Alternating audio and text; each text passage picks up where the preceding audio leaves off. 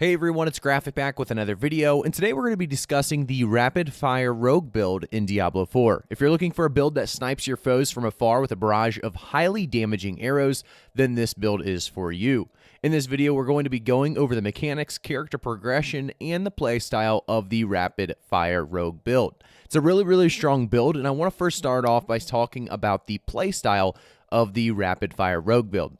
This build is all about dealing effortless damage from a distance. You'll be spamming rapid fire forever by optimizing energy consumption and regain. Improved rapid fire costs 25 energy to cast, but returns 15 energy if it hits a vulnerable enemy.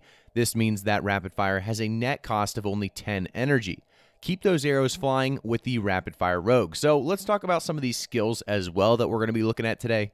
So let's dive into the skill tree and talk about what abilities we're going to want to take to complete this Rapid Fire Rogue build. So of course, we are going to take Puncture, so throwing a blade a short distance, and every third cast slows an enemy by 20% for 2 seconds. Critical strikes will always slow as well. So this is big because of the enhanced Puncture that we're going to take. Gain 2 energy when Puncture damages a crowd-controlled enemy. So these work very well together, and from there we are going to take our first core ability, that is Rapid Fire. This is going to be leveled up to about level 5. Not right away, by about level 10, you're going to want this one to level 5 because it's going to be your main damage dealer. So let's just do that right now.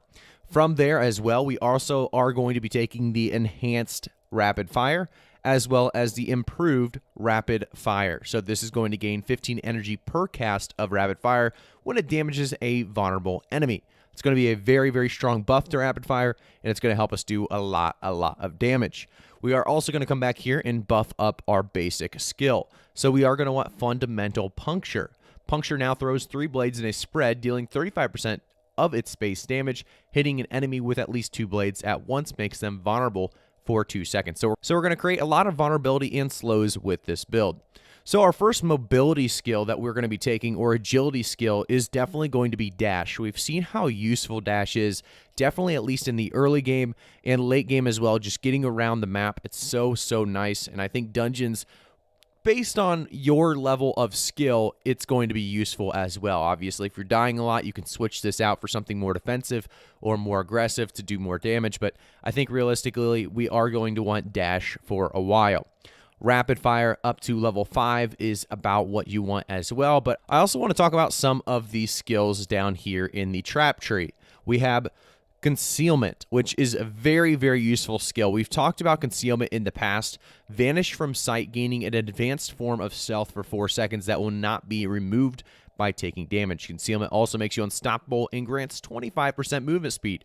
Also allows you to move freely through enemies for its duration. And that's exactly why we're going to take Enhanced Concealment. You gain 40 energy when you enter that concealment. So basically a huge buff to your energy pool. And then we're going to take Countering Concealment, which the skill that breaks concealment will always be granted or guaranteed a critical strike. From there, we're going to go down to the Exploit, and we're going to level it to level 2. So Exploit's one that a lot of people are not using in their build, and they should be. You deal 6% increased damage to healthy and injured enemies. So let's level that to level 2 right off the bat and get our 12%. Here we are going to go down to the Shadow Imbuement. Of course, this is definitely the best rogue ability when it comes to Imbuement. We're going to level this up, and we're also going to take Enhanced Shadow Imbuement, and then we're going to take the Blended Shadow Imbuement, which basically that allows us to have a primary explosion, making enemies vulnerable for 2 seconds. Again, vulnerability, crowd control, it's something that we're going to continue to utilize with this build. From there, we are also going to take the Imbuement of Shadow Crash. So Shadow damage has up to 10% chance to stun, and that's going to be huge. It's going to be only 0.5 seconds, but it's going to be crowd control, and that's why we're also going to level it to rank 2 and then rank 3 to get that 1.5 second stun. Rain of Arrows is going to be the next thing we're going to be taking a look at. So let's go back up to the primary skills, or the important skills that we're going to want to take a look at. So we're going to want to also take Shadow Crash and then take 3 pips into the Consuming Shadows. Shadow Crash is going to give us a stun for about 0.5 seconds, or a 10% chance to stun for about 0.5 seconds. But the big one, Consuming Shadows, each time you kill an enemy with shadow damage, you generate 30 energy. Again, This build's all about generating quick energy so you can always use that energy to really lay down the damage. And that's where our next ability comes in. If we take a look at our ultimate skill, you guys guessed it, it's going to be Rain of Arrows. Arrows rain down over a large area 2 times, each wave dealing 100% damage. We're going to definitely take this and its buffs as well, its ultimate buff. So, imbuement skill effects applied by Rain of Arrows have 20% increased potency, and of course, Rain of Arrows' second wave knocks down enemies for 3 seconds. A very strong ultimate when put together with this build, and that's exactly why you are going to do a lot of damage, and this is about level 25 that you're going to be hitting with these specific skill points. If you are leveling higher than 25 at this point, you are going to want to start pipping up some of these even more. And you can come over here to things like Exploit, take this up to 18%. You can come down to Malice. And if you are going above level 25 at this current point, then you can start taking things like Exploit up to level 3. You can start going over to things like Dash, and you can take the Enhanced Dash so you can get that critical strike damage for that 5-second duration, and you can also deal more damage to crowd control enemies with Dash reduces its charge cooldown by 0.5 seconds up to 3 seconds per cast. It's very useful, or you could go with the slow discipline dash as well, but basically there's a lot of options from here. This is just going to be your base build that you can continually buff over time, and you can also take, again, one of your basic skills, Puncture. If you wanted to, you can take that to rank 5, but realistically, we are going to continue to use Rain of Arrows and Rapid Fire so much with the constant energy restoration. Now let's talk about some of the AoE damage rotation. Of course, Shadow Imbuement is going to be activated at the start of this AoE damage rotation. We're going to dash through the bulk density of mobs, infecting as many as possible, and then we're going to activate Concealment to guarantee the next critical hit. We're going to cast Rain of Arrows if it's a tougher group of mobs, spam that Rapid Fire to kill the infected enemies and explode them, and use Puncture to generate energy and reapply vulnerability when needed.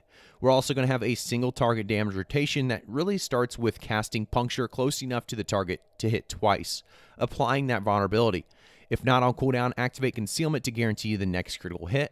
If not on cooldown, activate Shadow Imbuement, and then cast Rapid Fire 2 to 3 times depending on attack speed when the target is vulnerable. When vulnerable status falls off, you just repeat that rotation. It's a very, very strong rotation that works very, very well. I also want to quickly talk about some of the legendary aspects you're going to want for this build.